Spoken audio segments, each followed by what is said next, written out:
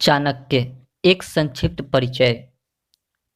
प्राचीन भारतीय संस्कृत वाङ्मय के इतिहास में आचार्य विष्णुगुप्त चाणक्य अपने गुणों से मंडित राजनीति विशारद, आचार विचार के मर्मज्ञ, कूटनीति में सिद्धहस्त एवं प्रवीण रूप में ख्यात नाम है। उन्होंने नंद वंश को समूल नष्ट करके उसके स्थान पर अपने सुयोग्य एवं मेधावी वीर शिष्य चंद्रगुप्त मौर्य को शासक पद पर सिंहासन रूढ़ करके अपनी जिस विलक्षण प्रतिभा का परिचय दिया, उससे समस्त विश्व परिचित है। मौर्य वंश की स्थापना आचार्य चाणक्य की एक महती उपलब्धि है। यह वह समय था जब मौर्य काल के प्रथम सिंहासन रूढ़ चंद्रगुप्त मौर्य शासक थे। उस समय चाणक्य राजनीतिक गुरु थे।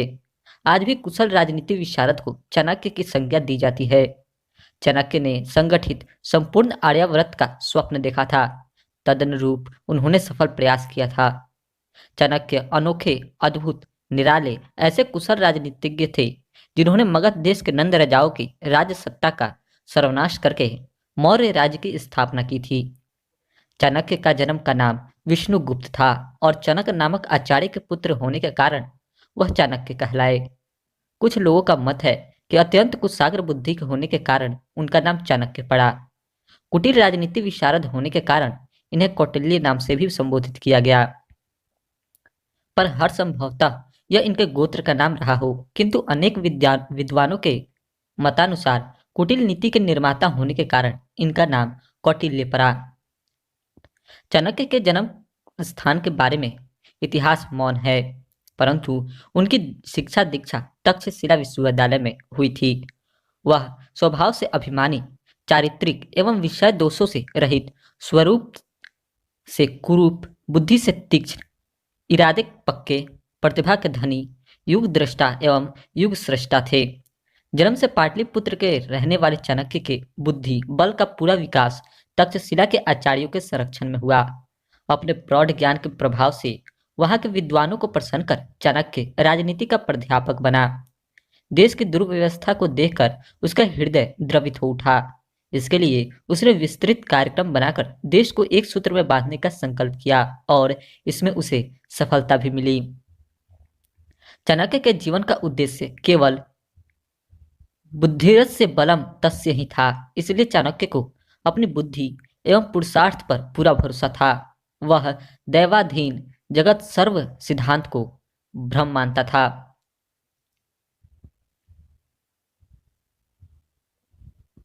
चाणक्य नीति प्रथम अध्याय। अच्छा मनुष्य कौन? धर्म का उपदेश देने वाले, कार्य अकार्य, शुभ अशुभ को बताने वाले इस नीति शास्त्र को पढ़कर जो सही रूप में इसे जानता है वही श्रेष्ठ मनुष्य है। इस नीति शास्त्र में धर्म की व्याख्या करते हुए क्या करना चाहिए, क्या नहीं करना चाहिए, क्या अच्छा है, क्या बुरा है इत्यादि ज्ञान का वर्णन किया गया है। इसका अध्ययन करके इसे अपने जीवन में उतारने वाला मनुष्य ही श्रेष्ठ मनुष्य है। राजनीति जग कल्याण के लिए।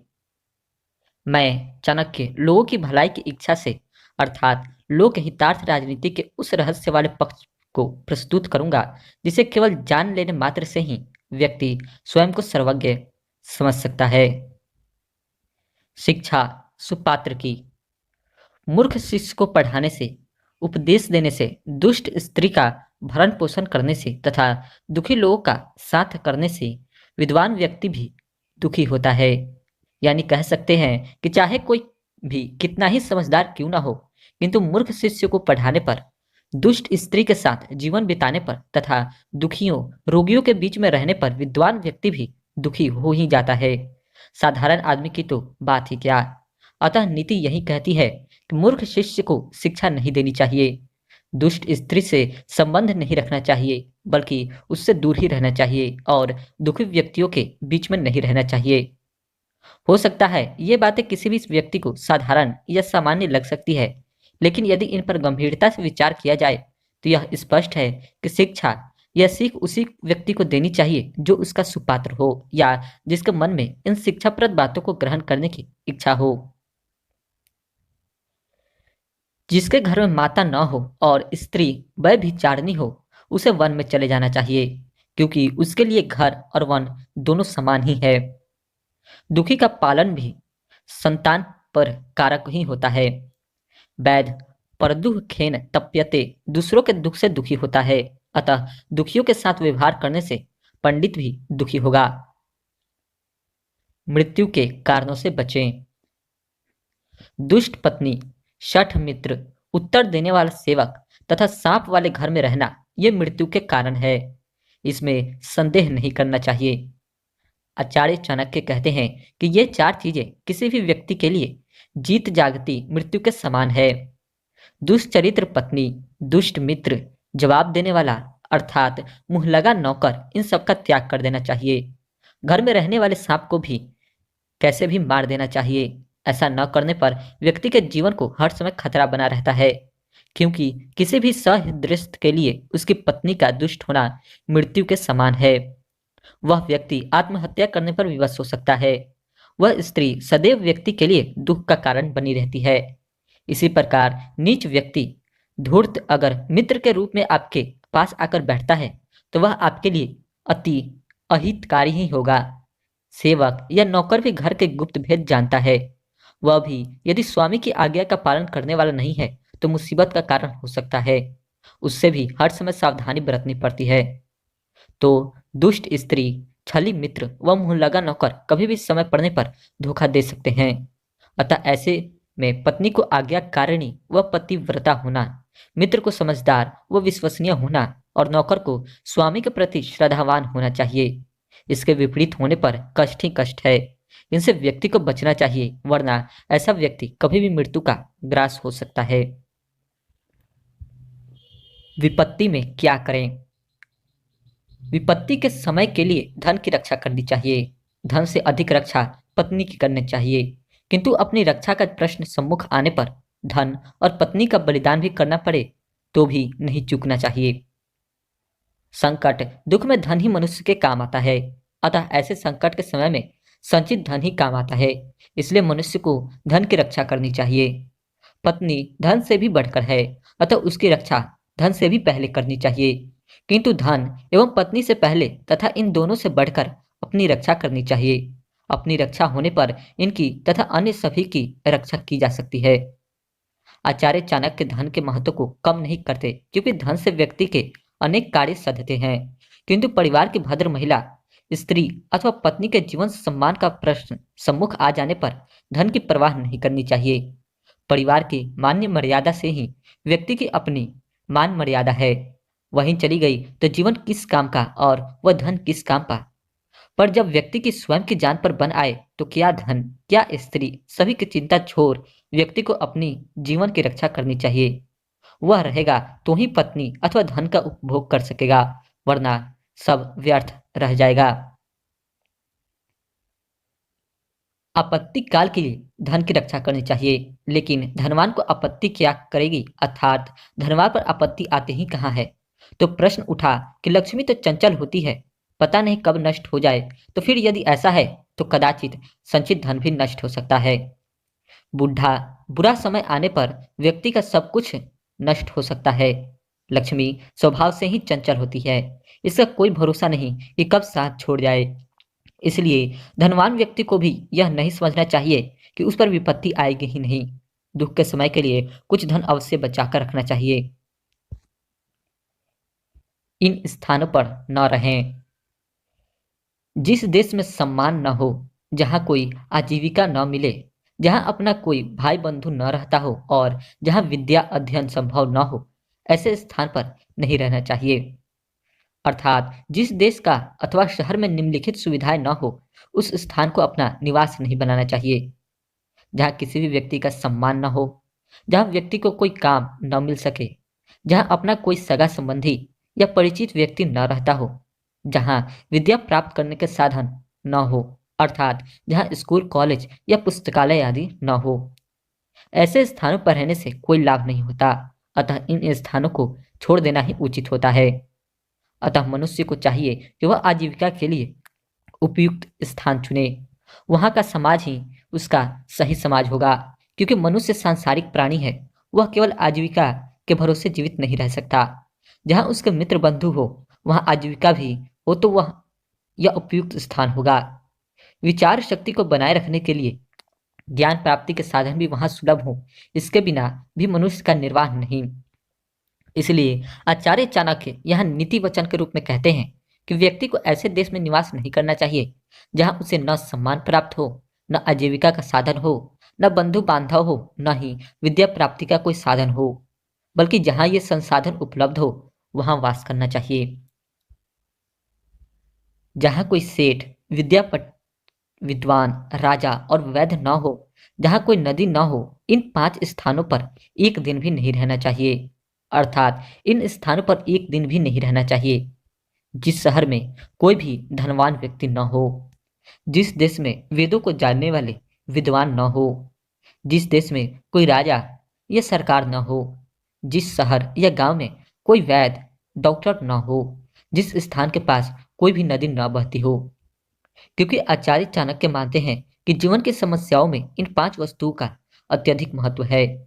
आपत्ति के समय धन की आवश्यकता होती है, जिसकी पूर्ति धनी व्यक्तियों से ही हो पाती है। कर्मकांड के लिए पारंगत पुरोहितों की आवश्यकता होती है। राज्य शासन के लिए राज्य प्रमुख या राजा की आवश्यकता होती है। जल आपूर्ति के लिए नदी और रोग निवारण के लिए अच्छे चिकित्सक की आवश्यकता होती है।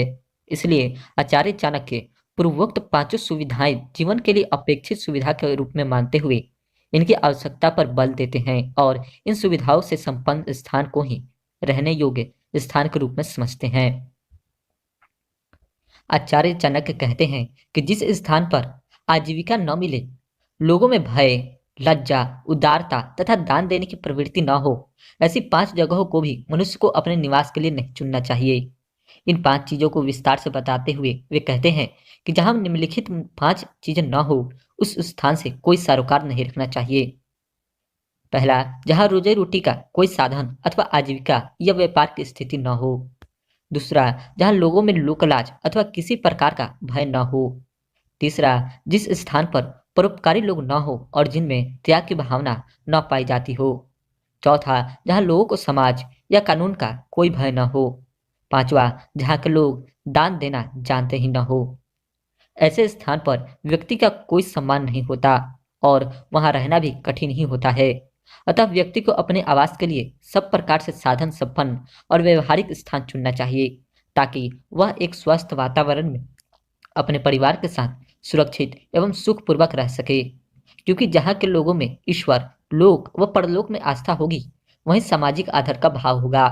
अकरणीय कार्य में अकरणीय कार्य करने में भय, संकोच व लज्जा का भाव रहेगा। लोगों में परस्पर त्याग भावना होगी और वे व्यक्ति स्वार्थ में लीन कानून तोड़ने में प्रवृत्त नहीं होंगे, बल्कि दूसरों के हितार्थ दानशील होंगे। परख समय पर होती है। आचार्य चाणक्य समय आने पर संबंधियों की परीक्षा के संदर्भ में कहते हैं, किसी महत्वपूर्ण कार्य पर भेजते समय सेवक की पहचान होती है।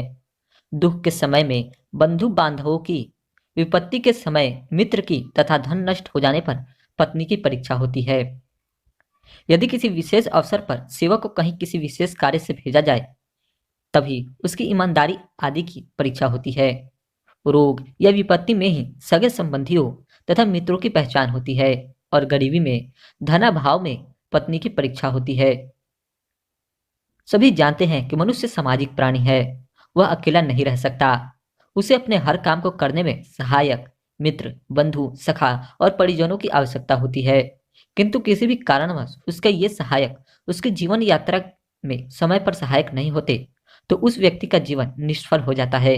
अतः सही सेवक वही जो असमय आने पर सहायक हो, मित्र, सखा व बंधु वही भला जो आपत्ति के समय में सहायक हो, व्यसनों से मुक्ति दिलाने वाला हो, और पत्नी वही सहायिका और असली जीवन संगनी है जो धनाभाव में भी पति का सदैव साथ दे। ऐसा न होने पर इनका होना बेकार है। आचार्य चाणक्य बंधु बांधवों, मित्रों और परिजनों की पहचान बताते हुए कहते हैं कि रोग की दशा में जब कोई बीमार होने पर, असमय शत्रु से घेर जाने पर, राजकार्य में सहायक रूप में तथा मृत्यु पर शमशान भूमि में ले जाने वाला व्यक्ति सच्चा मित्र और बंधु है। देखा जाए तो सामाजिक प्राणी होने के कारण मनुष्य के संपर्क में अनेक लोग आ जाते हैं और अपने लाभ के कारण वह व्यक्ति से जुड़े होने का भाव भी जताते हैं, किंतु वे कितने सच्चे और सही मित्र है और कितने मौकाप्रस्त इसका अनुभव तो समय आने पर ही हो पाता है। ऊपर वर्णित स्थितियां ऐसे ही अवसर का उदाहरण है। जब कोई व्यक्ति रोगग्रस्त हो जाता है तो उसे सहायक की आवश्यकता पड़ती है।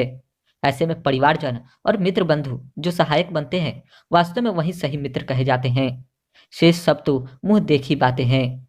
इस प्रकार जब कोई व्यक्ति शत्रु से घिर जाए, उसके प्राण संकट में पड़ जाए, तो जो कोई मित्र सगा संबंधी शत्रुओं से मुक्ति दिलाता है, प्राण रक्षा में सहायक बनता है, वह उसका मित्र वह हितैषी है। शेष सब स्वार्थ के नाते ही जुड़े हैं। हाथ आई चीज न गंवाएं। आचार्य चाणक्य कहते हैं कि जो निश्चित को छोड़कर अनिश्चित का सहारा लेता है, उसका निश्चित भी नष्ट हो जाता है। अनिश्चित तो स्वयं नष्ट होता ही है। अभिप्राय यह है कि जिस चीज का मिलना पक्का निश्चित है, उसी को पहले प्राप्त करना चाहिए या उसी काम को पहले कर लेना चाहिए। ऐसा न करके जो व्यक्ति अनिश्चित यानी जिसका होना या मिलना पक्का न हो, उसकी ओर पहले दौड़ता है, उसका निश्चित भी नष्ट हो जाता है। अर्थात मिलने वाली वस्तुएं भी नहीं मिलती। अनिश्चित का तो विश्वास करना ही मूर्खता है। इसे तो नष्ट ही समझना चाहिए। अर्थात ऐसा आदमी अक्सर आधी तज पूरी को धावे, आधी मिले न पूरी पावे की स्थिति का शिकार हो जाता है। इस संदर्भ में अनेक उदाहरण दिए जा सकते हैं। कुछ व्यक्ति केवल मनोरथ से ही कर्म की प्राप्ति मान लेते हैं। वह जो कुछ पाने योग्य हाथ में है, उसकी परवाह किए बगैर जो हाथ में नहीं है, उसके चक्कर में पड़ जाते हैं और होता यह है कि जो पा सकते थे, उसे भी गंवा बैठते हैं। ये व्यक्ति केवल डींगे मारते हैं, कर्म में शिथिलता बरतते हैं और शेख चिल्ली होकर रह जाते हैं। इसलिए व्यक्ति को चाहिए कि वह अपने साधनों के अनुरूप कार्य योजना बनाकर चले, तभी वह इस जीवन रूपी सागर को शरीर रूपी नौका के सहारे पार जा सकता है। वरना नाव मझधार में कहीं भी मनोरथ के भंवर में फंसकर रह जाएगी। अतः मनुष्य को अपनी क्षमता को पहचान कर कार्य करना चाहिए, क्योंकि काम करने से ही होता है, केवल मनोरथ से नहीं। विवाह समान में ही शोभा देता है। आचार्य चाणक्य विवाह के संदर्भ में रूप और कुल में श्रेष्ठता कुल को देते हुए कहते हैं कि बुद्धिमान मनुष्य को चाहिए कि वह रूपवती न होने पर भी कुलीन कन्या से विवाह कर ले। तो लेकिन नीच कुल की कन्या यदि रूपवती तथा सुशील भी हो तो उससे विवाह न करें, क्योंकि विवाह समान कुल में ही करना चाहिए। विवाह के लिए वर और वधू दोनों का घराना समान स्तर का होना चाहिए। बुद्धिमान मनुष्य को अपने समान कुल की कन्या से ही विवाह करना चाहिए, चाहे कन्या साधारण रंग रूप की ही क्यों न हो। निम्न कुल की कन्या यदि सुंदर और सुशील भी हो तो उससे विवाह नहीं करना चाहिए। गरुड़ पुराण में भी यह श्लोक किंचित पाठभेद से मिलता है। उसमें भी कहा गया है कि समान कुल व्यसने च सख्यम, अर्थात मित्रता एवं विवाह समान में ही शोभा देता है। इसलिए जीवन के संदर्भ में विवाह जैसे महत्वपूर्ण प्रश्न को भावुकता का शिकार बनाने से रोकना ही नीति संगत है।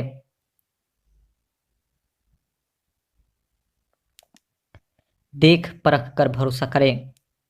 आचार्य चाणक्य यहाँ विश्वसनीयता के लक्षणों की चर्चा करते हुए कहते हैं कि लंबे नाखूनों वाले हिंसक पशुओं, नदियों, बड़े बड़े सींग वाले पशुओं, सशस्त्रधारियों, स्त्रियों और राज परिवारों का कभी विश्वास नहीं करना चाहिए, क्योंकि ये कब घात कर दें, चोट पहुंचा दें, कोई भरोसा नहीं। जैसे लंबे नाखून वाले सिंह, भालू अथवा बाघ आदि पर भरोसा नहीं किया जा सकता, क्योंकि उनके संबंध में आप इस बात के लिए आश्वस्त नहीं हो सकते। इसलिए उन पर विश्वास करने वाला व्यक्ति सदा धोखा खाता है।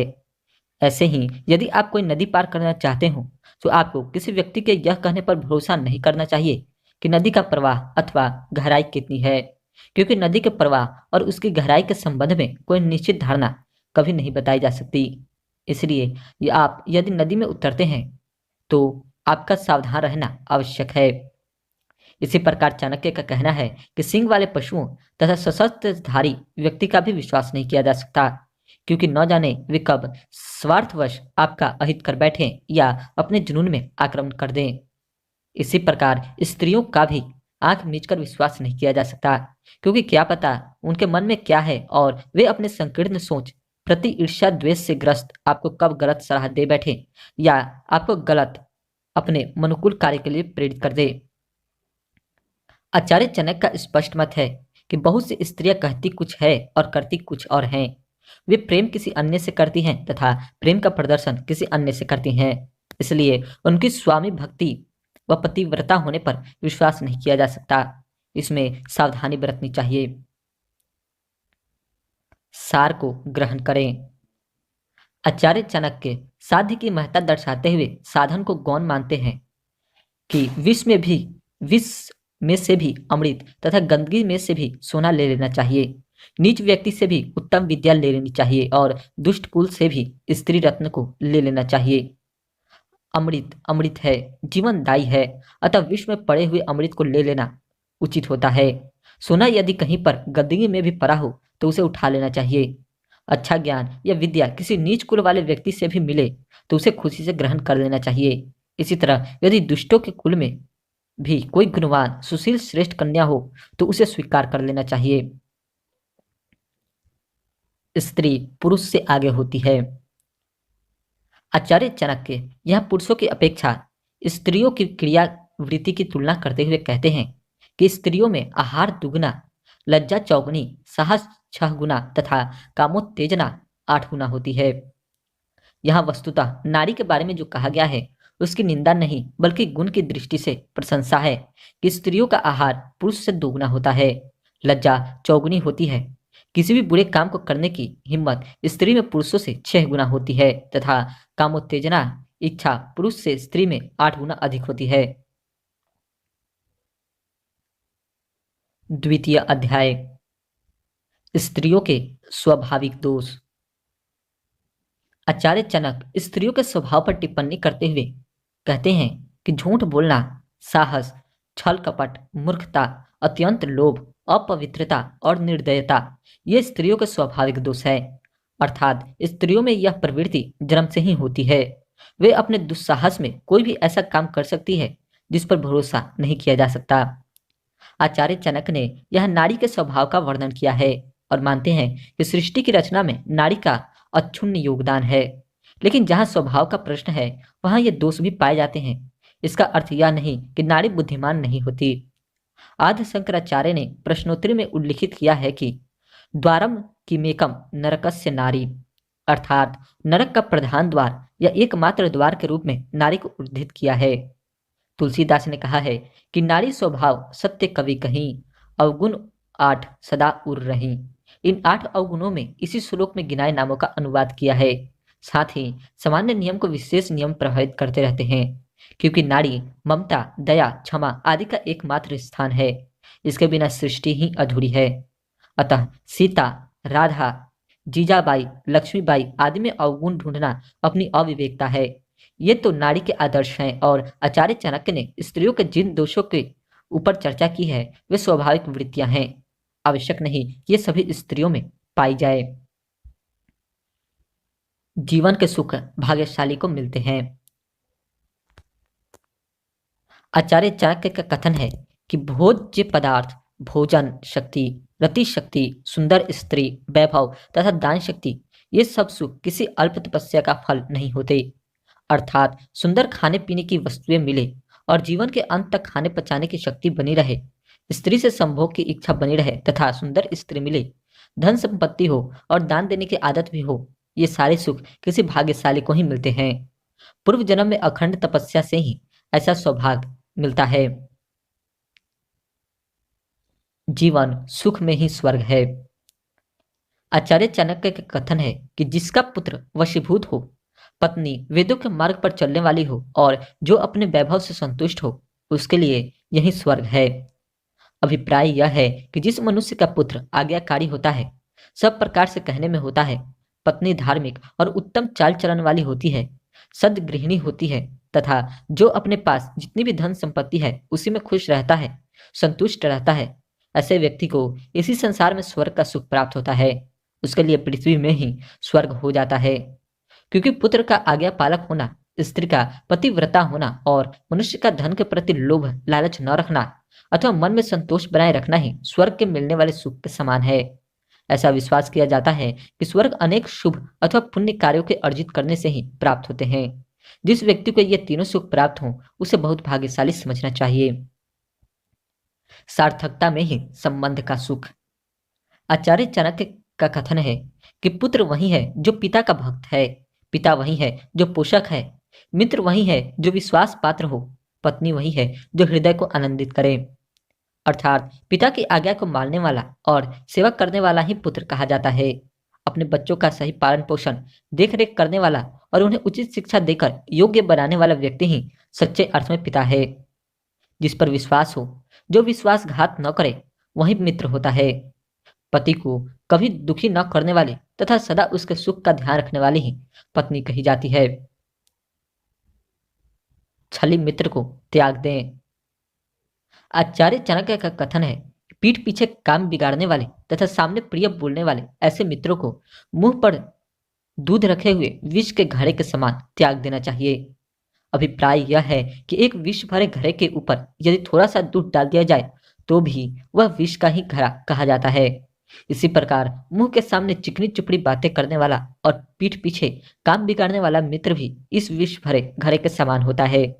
विष के घड़े को कोई भी व्यक्ति नहीं अपना सकता, इसलिए इस प्रकार के मित्र को त्याग देना ही उचित है। सच तो यह है कि ऐसे व्यक्ति मित्र कहे ही नहीं जा सकते, इन्हें शत्रु ही समझना चाहिए।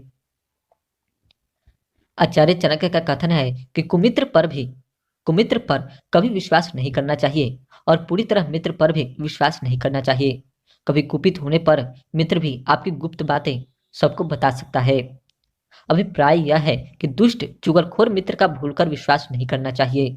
साथ ही कितना ही लंगोटिया यार क्यों ना हो, उसे भी अपनी राज की बातें नहीं बतानी चाहिए।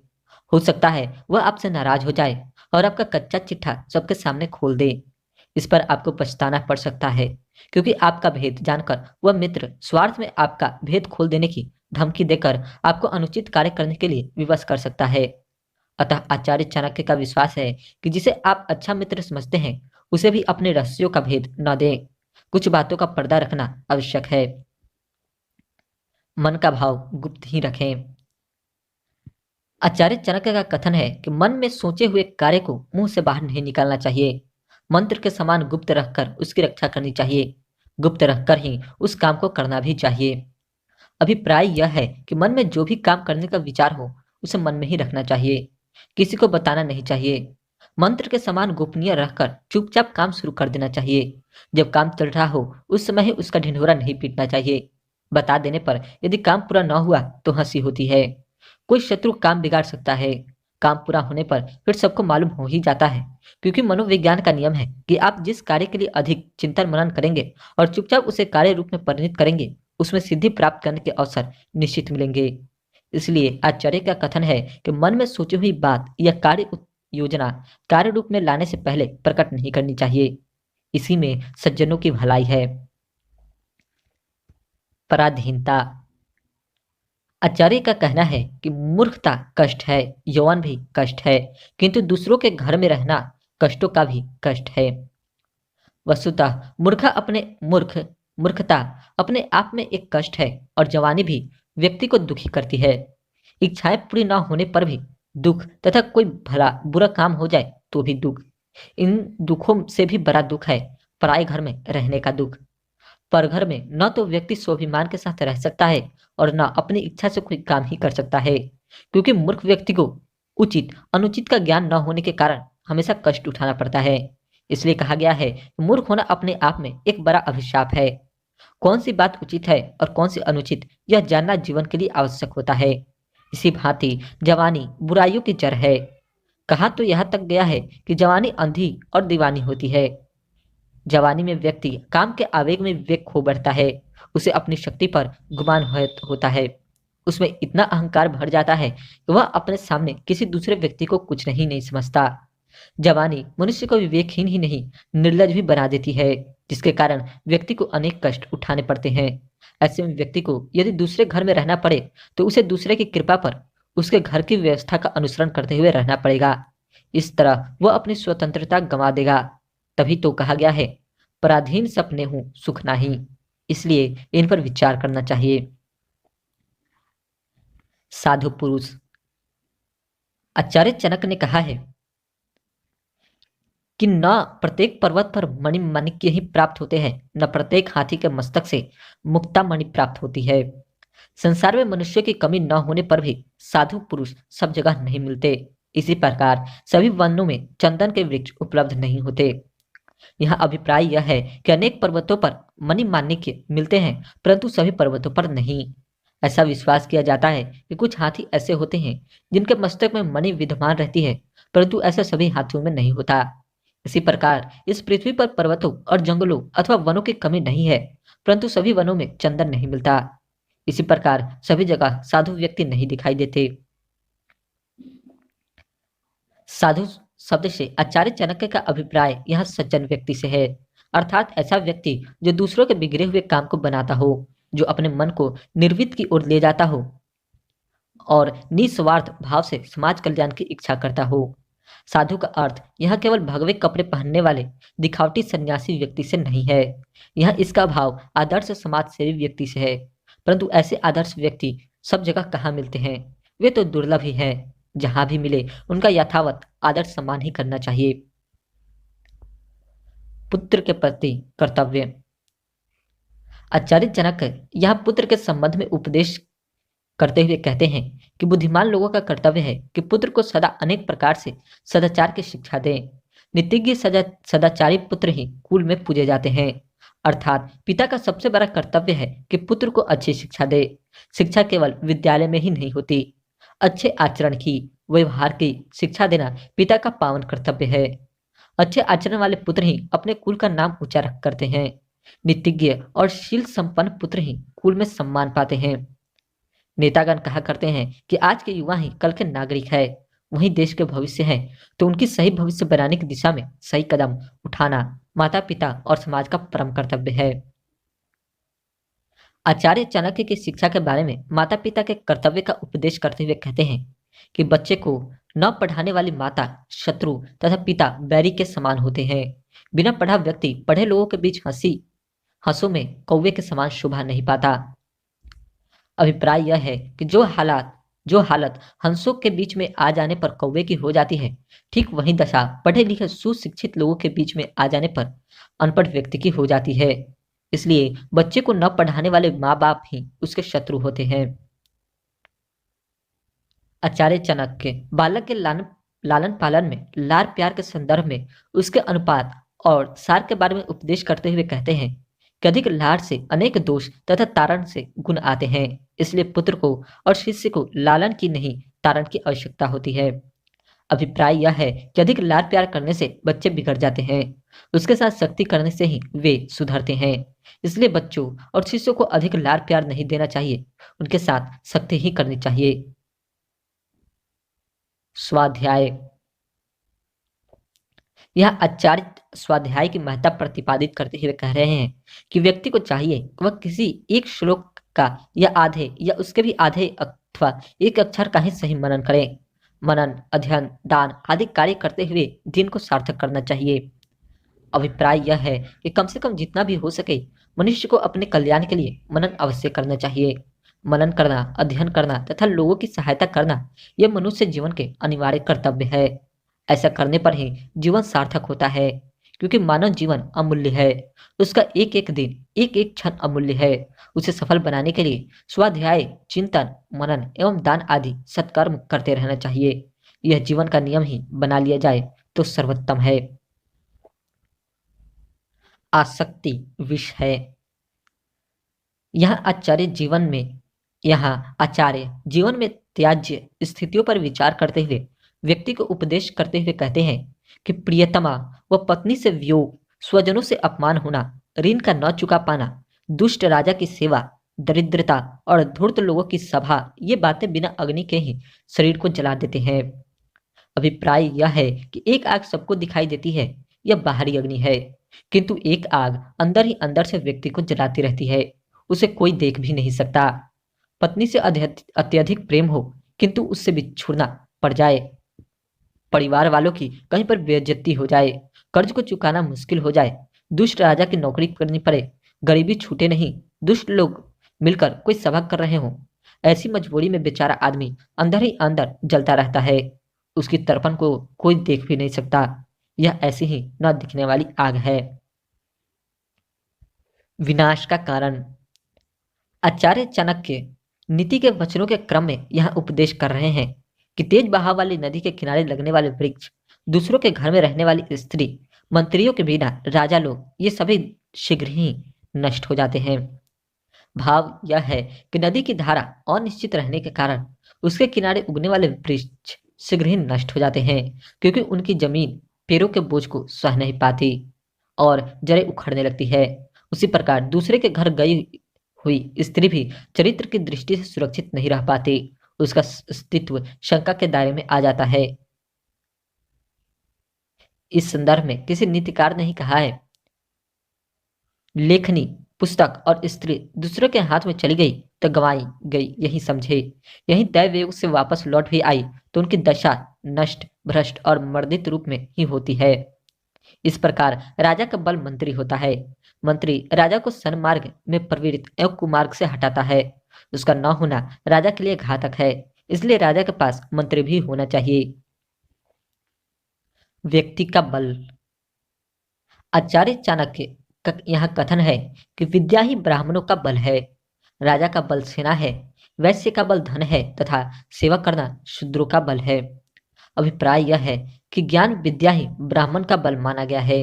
अध्ययन स्वाध्याय ही उसका मुख्य कर्म क्षेत्र है। उसी में उसे निपुण होना चाहिए, तभी वह आदरणीय होगा। राजाओं का बल उनकी सेना होती है, क्योंकि सैन्य शक्ति के बल पर ही वह अपने राज्य की सीमाएं सुरक्षित रख सकता है। इसी प्रकार धन वैश्यों का बल तथा सेवा करना शूद्रों का बल है। यही उनके कार्य क्षेत्र का वैशिष्ट्य है। दुनिया की रीति। आचार्य चाणक्य यहाँ प्राप्ति के बाद वस्तु के प्रति उपयोगिता ह्रास के नियम को लगाते हुए कहते हैं, यह प्रकृति का नियम है कि पुरुष के निर्धन हो जाने पर वैश्या उस पुरुष को त्याग देती है। प्रजा शक्तिहीन राजा को और पक्षी फलहीन वृक्ष को त्याग देते हैं। इसी प्रकार भोजन कर लेने पर अतिथि घर को छोड़ देता है। अभिप्राय यह है कि वेश्या अपने पुराने ग्राहक को भी उसके गरीब पड़ जाने पर छोड़ देती है। राजा जब बुरे समय में शक्तिहीन हो जाता है तो उसकी प्रजा भी उसका साथ छोड़ देती है। वृक्ष के फल समाप्त हो जाने पर पक्षी उस वृक्ष को त्याग देते हैं। घर में भोजन की इच्छा से आया हुआ कोई राहगीर भोजन कर लेने के बाद घर को छोड़कर चला जाता है। अपना उल्लू सीधा होने तक ही लोग मतलब रखते हैं। यदि प्रकृति की उपयोगिता समाप्त हो जाने के बाद वस्तु के प्रति बदले दृष्टिकोण का संकेत है। आचार्य चाणक्य जग की रीति पर चर्चा करते हुए कहते हैं कि दक्षिणा ले लेने पर ब्राह्मण यजमान को छोड़ देते हैं। विद्या प्राप्त कर लेने पर शिष्य गुरु को छोड़ देते हैं और वन में आग लग जाने पर वन के पशु उस वन को त्याग देते हैं। अभिप्राय यह है कि ब्राह्मण दक्षिणा लेने तक ही यजमान के पास रहता है।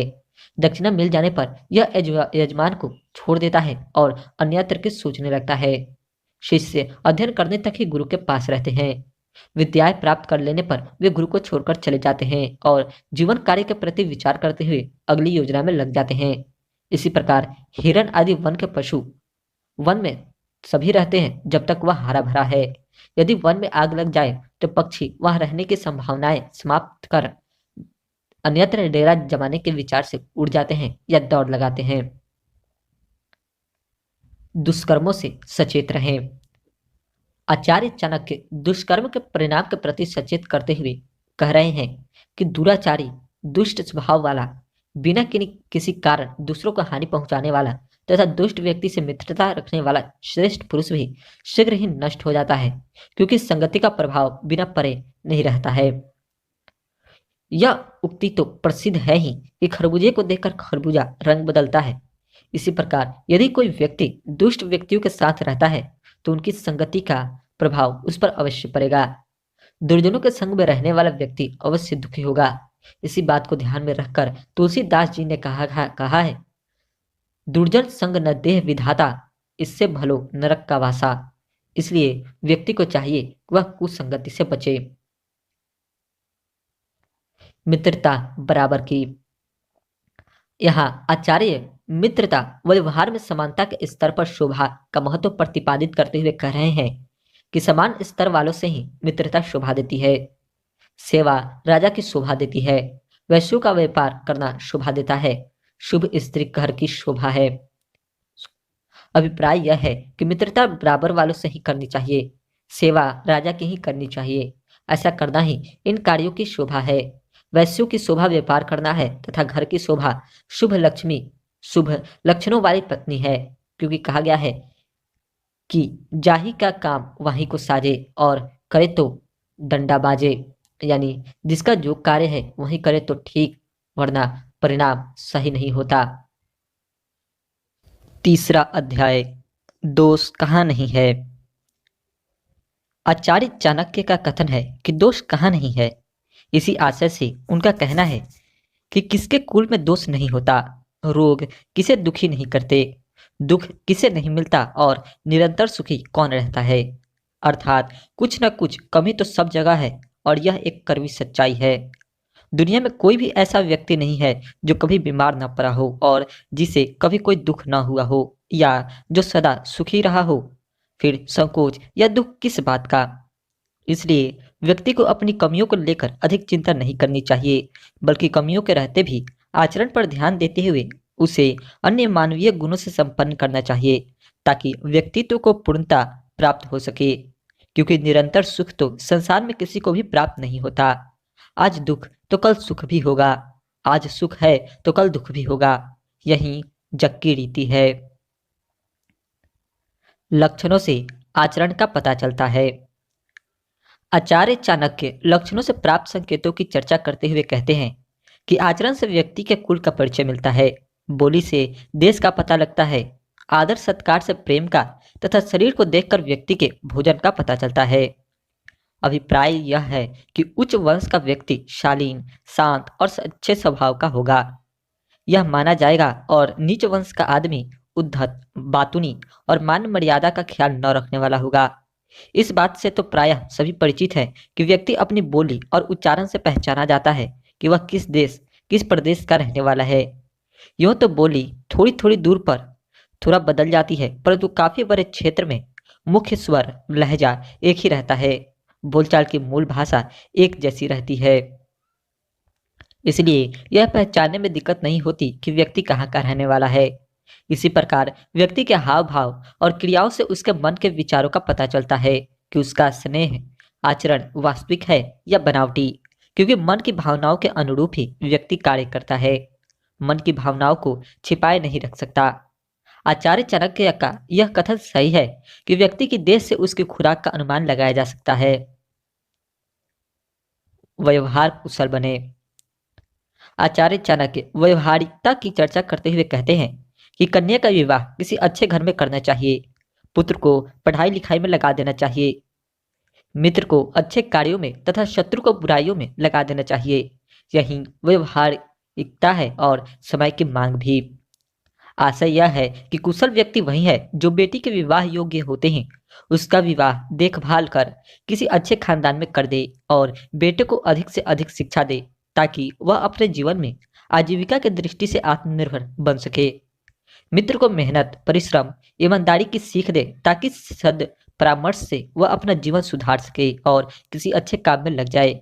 किंतु दुश्मन को बुरी आदतों का शिकार बना दे, ताकि वह उसमें उलझकर आपको अनावश्यक रूप से तंग न करे।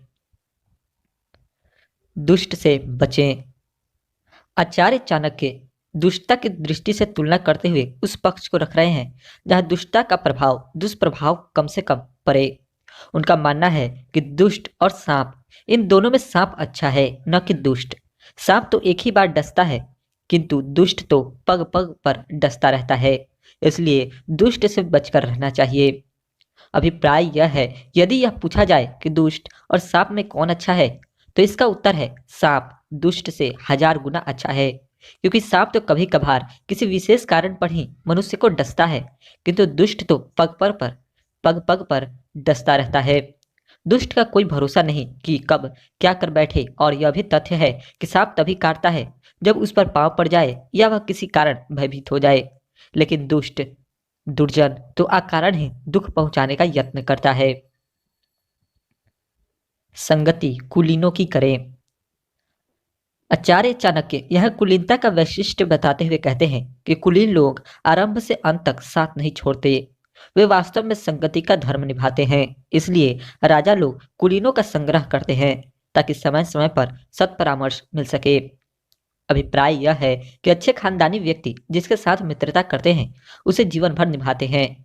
वे शुरू से अंत तक सुख और दुख दोनों दशाओं में कभी साथ नहीं छोड़ते। इसलिए राजा लोग ऐसे कुलीनों को अपने पास रखते हैं। इसलिए राजा लोग और राजपुरुष महत्वपूर्ण एवं विशिष्ट राजकीय सेवाओं में कुलीन पुरुषों की नियुक्ति उनके उच्च संस्कारों और परंपरागत शिक्षा दीक्षा के कारण ही करते हैं। वे कभी नीच अथवा ओछे हथकंडे अपनाकर अपने स्वामी के साथ छल या धोखा नहीं करते। सज्जनों का सम्मान करें। यह आचार्य चाणक्य परिस्थितिवश आचार में आने वाले परिवर्तन के स्तर और स्थिति को इंगित करते हुए धीर गंभीर व्यक्ति की श्रेष्ठता प्रतिपादित करते हुए कहते हैं कि सागर की तुलना में धीर गंभीर पुरुष को श्रेष्ठतर माना जाना चाहिए, क्योंकि जिस सागर को लोग इतना गंभीर समझते हैं प्रलय आने पर भी अपनी मर्यादा भूल जाता है और किनारों को तोड़कर जल थल एक कर देता है। परंतु साधु अथवा श्रेष्ठ व्यक्ति संकटों का पहाड़ टूटने पर भी मर्यादाओं का उल्लंघन नहीं करता। अतः साधु पुरुष सागर से भी महान होता है। यूं तो मर्यादा पालन के लिए सागर आदर्श माना जाता है। वर्षा में उफनती नदियों को अपने में समेटता हुआ भी सागर अपनी सीमा नहीं तोड़ता, परंतु प्रलय आने पर उसी सागर का जल किनारों को तोड़ता हुआ सारी धरती को ही जलमय कर देता है। सागर प्रलय काल में अपनी मर्यादा को सुरक्षित नहीं रख पाता, किंतु इसके विपरीत साधु पुरुष प्राणों का संकट उपस्थित होने पर भी अपने चरित्र की उदारता का परित्याग नहीं करते। वे प्रत्येक अवस्था में अपनी मर्यादा की रक्षा करते हैं। इसलिए संत पुरुष समुद्र से भी अधिक गंभीर माने जाते हैं और उनका सम्मान करना चाहिए। मूर्खों का त्याग करें। आचार्य चाणक्य यह नर पुरुष की चर्चा करते हुए कहते हैं कि मूर्ख व्यक्ति को दो पैरों वाला पशु समझकर त्याग देना चाहिए, क्योंकि वह अपने शब्दों से शूल के समान उसी तरह भेदता रहता है जैसे अदृश्य कांटा चुभ जाता है। आशय यह है कि मूर्ख व्यक्ति मनुष्य होते हुए भी पशु ही है। जैसे पांव में चुभा हुआ कांटा दिखाई तो नहीं पड़ता, पर उसका दर्द सहन नहीं किया जा सकता है। इसी प्रकार मूर्ख व्यक्ति के शब्द दिखाई नहीं देते, किंतु हृदय में शूल की तरह चुभ जाते हैं। मूर्ख को त्याग देना ही उचित रहता है। विद्या का महत्व पहचाने। आचार्य चाणक्य विद्या का महत्व प्रतिपादित करते हुए कहते हैं कि रूप और यौवन से संपन्न उच्च कुल में उत्पन्न होकर भी विद्याहीन मनुष्य सुगंधहीन फूल के समान होते हैं और शोभा नहीं देते। आशा यह है कि मनुष्य चाहे कितना ही सुंदर और जवान हो और धनी घराने में पैदा हुआ हो, किंतु यदि वह विद्याहीन है, मूर्ख है, तो उसे सम्मान नहीं मिलता। विद्या मनुष्य की सुगंध के समान है। जैसे सुगंध न होने पर किंसुक पुष्प को कोई पसंद नहीं करता, इसी तरह अशिक्षित व्यक्ति की भी समाज में कोई इज्जत नहीं होती। अतः विद्या व्यक्ति को वास्तव में गुणी मनुष्य बनाती है। सूरत से सीरत भली। आचार्य चाणक्य रूप चर्चा करते हुए सूरत की अपेक्षा सीरत को महत्व देते हैं और कहते हैं कि कोयलों का रूप उनका स्वर है। पतिव्रता होना ही स्त्रियों की सुंदरता है। कुरूप लोगों का ज्ञान ही उनका रूप है तथा तपस्वियों का क्षमा भाव ही उनका रूप है। आशय यह है कि कोयलों की सुरीली आवाज ही उनकी सुंदरता है। इसी से वे अपने प्रति आकर्षण पैदा करती है। स्त्रियों की सच्ची सुंदरता उनका पतिव्रत धर्म है। इसी में स्त्री धर्म की सार्थकता निहित है। कुरूप व्यक्ति की सुंदरता उसकी विद्या है, क्योंकि ज्ञान से ही वह स्वयं का आत्म परिष्कार करके जग को प्रकाशित कर सकता है। तपस्वियों की सुंदरता सबको क्षमा करना है, क्योंकि तप से क्रोध पर विजय प्राप्त की जाती है। शालीनता आने पर सहज ही क्षमा भाव जागृत होने लगता है। श्रेष्ठता को बचाएं। आचार्य चाणक्य यह क्रम से श्रेष्ठता को प्रतिपादित करते हुए कहते हैं कि व्यक्ति को चाहिए कि कुल के लिए एक व्यक्ति को त्याग दें, ग्राम के लिए कुल को त्याग देना चाहिए, राज्य की रक्षा के लिए ग्राम को तथा आत्मरक्षा के लिए संसार को भी त्याग देना चाहिए। आशा यह है यदि किसी एक व्यक्ति को त्याग देने से पूरे कुल खानदान का भला हो रहा हो, तो उस व्यक्ति को त्याग देने में कोई बुराई नहीं है। यदि कुल को त्यागने से गांव भर का भला होता हो, तो कुल को भी त्याग देना चाहिए। इसी प्रकार यदि गांव को त्यागने पर देश का भला हो, तो गांव को भी त्याग देना चाहिए। किंतु अपना जीवन सबसे बड़ा है। यदि अपनी रक्षा के लिए सारे संसार का भी त्याग करना पड़े तो संसार का त्याग कर देना चाहिए। जान है तो जहान है, यही उत्तम कर्तव्य है। परिश्रम से ही फल मिलता है। आचार्य चाणक्य आचरण की चर्चा करते हुए कहते हैं कि उद्यम से दरिद्रता तथा जप से पाप दूर होता है। मौन रहने से कलह और जागते रहने से भय नहीं होता। आशय यह है कि परिश्रम उद्यम करने से गरीबी नष्ट होती है। अतः व्यक्ति को श्रम करना चाहिए ताकि जीवन संपन्न हो सके।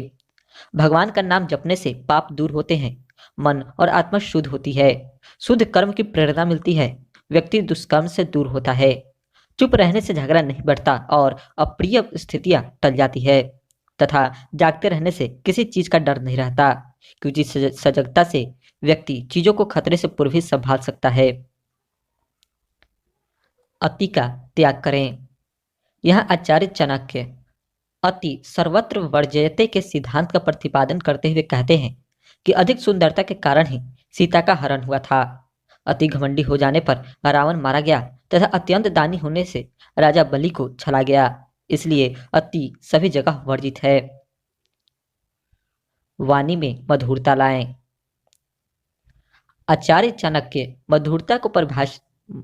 मधुराभाषिता को व्यक्तित्व का महत्वपूर्ण गुण बताते हुए कहते हैं कि सामर्थ्यवान व्यक्ति को कोई वस्तु भारी नहीं होती, व्यापारियों के लिए कोई जगह दूर नहीं होती, विद्वान के लिए कहीं विदेश नहीं होता, मधुर बोलने वाले का कोई पराया नहीं होता। अभिप्राय यह है कि समर्थ व्यक्तियों के लिए कौन सी वस्तु भी भारी होती है। वह अपनी सामर्थ्य के बल पर कुछ भी विचार कर सकता है। व्यापारी के लिए दूरी क्या, वह वस्तु व्यापार के लिए कहीं भी जा सकता है। विद्वान के लिए कोई सा देश विदेश नहीं है, क्योंकि अपने ज्ञान से वह सभी जगह अपने लिए वातावरण बना लेगा। मधुर बोलने वाले व्यक्ति के लिए कोई पराया नहीं, क्योंकि मधुर भाषिता से वह सबको अपना बना लेता है। गुणवान एक भी पर्याप्त है। आचार्य चाणक्य कहते हैं कि गुणवान अपने एक भी गुणों का विस्तार करके नाम कमा लेता है। उनका कहना है कि वन में सुंदर खिले हुए फूलों वाला एक ही वृक्ष अपनी सुगंध से सारे वन को सुगंधित कर देता है। इसी प्रकार एक ही पुत्र सारे कुल का नाम ऊंचा कर देता है। आचार्य चाणक्य गुणवत्ता को प्रतिपादित करते हुए कहते हैं कि एक ही सूखे वृक्ष में आग लगने पर सारा वन जल जाता है, इसी प्रकार एक ही पुत्र सारे कुल को बदनाम कर देता है।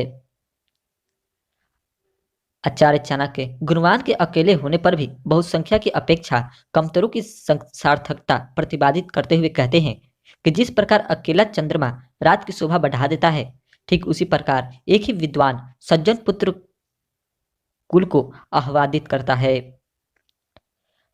एक ही पुत्र की पर्याप्तता प्रतिपादित करते हुए कहते हैं कि शोक और संताप उत्पन्न करने वाले अनेक पुत्रों के पैदा होने से क्या लाभ। कुल को सहारा देने वाला एक ही पुत्र श्रेष्ठ है, जिसके सहारे सारा कुल विश्राम करता है। माता पिता भी दायित्व समझें। आचार्य चाणक्य पुत्र पालन में माता पिता के दायित्व को प्रतिपादित करते हुए कहते हैं कि पुत्र का 5 वर्ष तक लालन करें, 10 वर्ष तक तारण करें, 16वां वर्ष लग जाने पर उसके साथ मित्र के समान व्यवहार करना चाहिए। आशय यह है कि 5 वर्ष की अवस्था तक ही पुत्र के साथ लाड़ प्यार करना चाहिए। इसके बाद 10 वर्षों तक अर्थात 15 वर्ष की अवस्था तक उसे कठोर अनुशासन में रखना चाहिए। किंतु जब पुत्र 15 वर्ष की अवस्था पूरी करके 16वें वर्ष में प्रवेश कर जाए तो वह वयस्क हो जाता है। फिर उसके साथ एक मित्र की तरह सम्मान का व्यवहार करना चाहिए। समय की सूझ। चाणक्य यह समय की सूझ की चर्चा करते हुए कहते हैं, उपद्रव या लड़ाई हो जाने पर, भयंकर अकाल पड़ जाने पर और दुष्टों का साथ मिलने पर भाग जाने वाला व्यक्ति ही जीता है। आशा यह है कि कहीं पर भी अन्य लोगों के बीच में लड़ाई झगड़ा दंगा फसाद हो जाने पर, भयंकर अकाल पड़ जाने पर और दुष्ट लोगों के संपर्क में आ जाने पर उस स्थान को छोड़कर भाग खड़ा होने वाला व्यक्ति अपने को बचा लेता है। ऐसी जगहों से भाग जाना ही सबसे बड़ी समझदारी है। जीवन की निष्फलता। आचार्य चाणक्य जीवन की निरर्थकता की चर्चा करते हुए कहते हैं कि जिस मनुष्य को धर्म, धन, भोग, मोक्ष में एक भी वस्तु नहीं मिल पाती, उसका जन्म केवल मरने के लिए होता है। आशा यह है कि धन, धर्म, काम तथा मोक्ष पाना मनुष्य जीवन के 4 कार्य हैं। जो व्यक्ति न तो अच्छे काम करे, धर्म का संचय करता है, न ही धन कमाता है, न काम भोग आदि इच्छाओं को ही पूरा कर पाता है और न ही मोक्ष की प्राप्त करता है, उसका जीना या मरना एक समान है। वह जैसा इस दुनिया में आता है वैसा ही यहाँ से चला जाता है।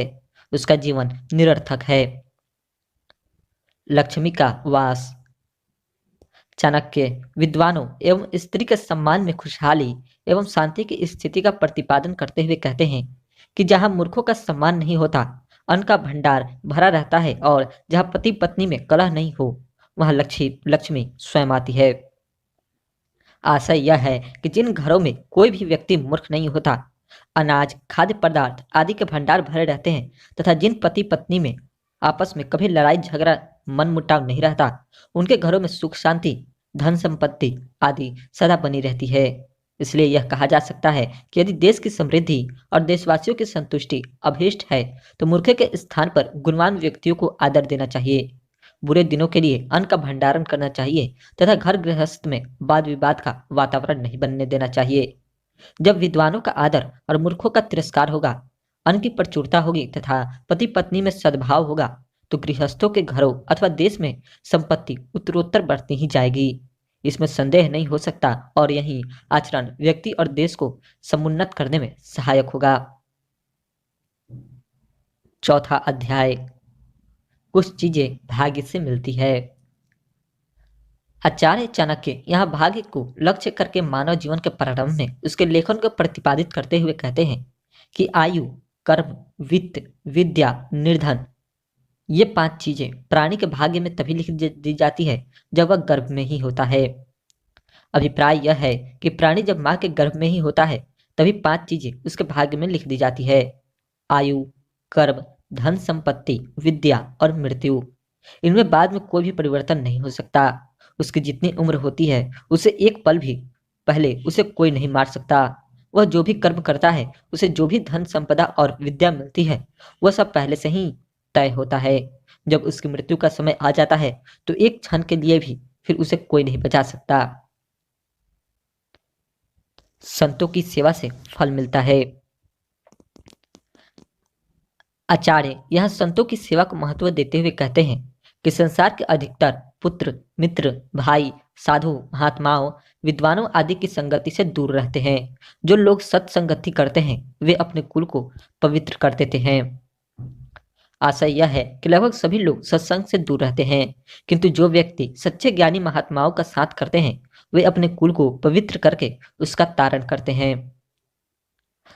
सत्संग आचार्य सत्संगति की चर्चा करते हुए कहते हैं कि जैसे मछली, मादा कछुआ और चिड़िया अपने बच्चों का पालन क्रमशः देखकर, ध्यान देकर तथा स्पर्श से करती है, उसी प्रकार सत्संगति भी हर स्थिति में मनुष्यों का पालन करती है।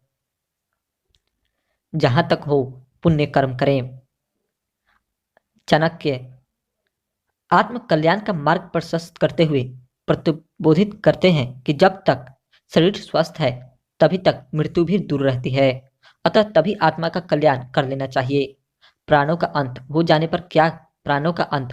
पर क्या करेगा, केवल पश्चाताप ही शेष रहेगा।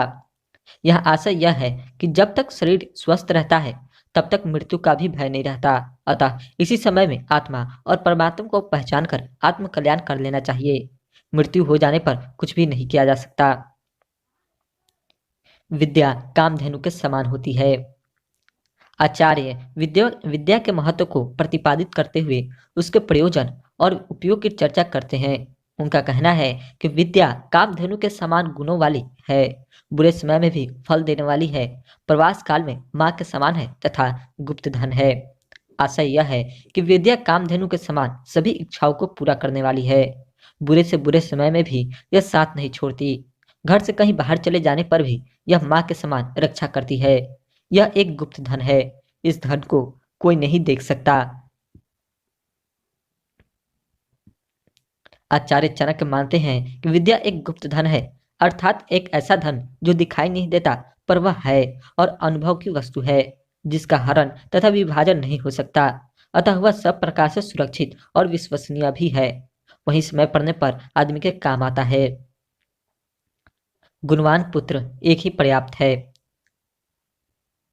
आचार्य गुण तथा योग्यता के आधार पर पुत्र के महत्व को प्रतिपादित करते हुए कहते हैं कि केवल एक गुणवान और विद्वान पुत्र सैकड़ों गुणहीन निकम्मे पुत्रों से अच्छा होता है। जिस प्रकार एक चांद ही रात्रि के अंधकार को दूर करता है, असंख्य तारे मिलकर भी रात्रि के गहन अंधकार को दूर नहीं कर सकते। उसी प्रकार एक गुणी पुत्र ही अपने कुल का नाम रोशन करता है, उसे ऊंचा उठाता है, ख्याति दिलाता है। सैकड़ों निकम्मे पुत्र मिलकर भी कुल की प्रतिष्ठा को ऊंचा नहीं उठा सके। निकम्मे गुणहीन पुत्र उल्टे अपने बुरे कामों से कुल को कलंकित करते हैं। उनका होना भी किसी काम का नहीं, वे तो अनर्थकारी ही होते हैं। मूर्ख पुत्र किस काम का? आचार्य मूर्ख पुत्र की निरर्थकता पर टिप्पणी करते हुए कहते हैं कि मूर्ख पुत्र का चिरायु होने से मर जाना अच्छा है, क्योंकि ऐसे पुत्र के मरने पर एक ही बार दुख होता है, जिंदा रहने पर वह जीवन भर जलाता रहता है। इनसे सदा बचें। आचार्य चाणक्य उन चीजों के बारे में उल्लेख